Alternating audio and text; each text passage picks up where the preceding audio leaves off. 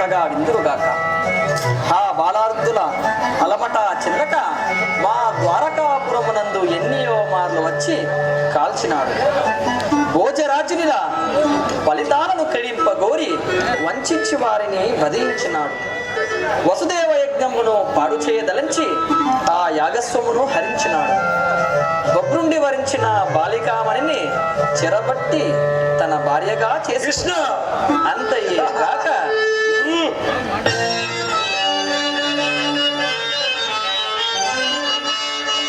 చేతనైనట్టి అపకృతులు చేసినాడు. చేతనైనట్టి అపకృతులు చేసినాడు. నన్ను వంచింప ఎన్నియో పన్నినాడు. నన్ను వంచింప ఎన్నియో పన్నినాడు.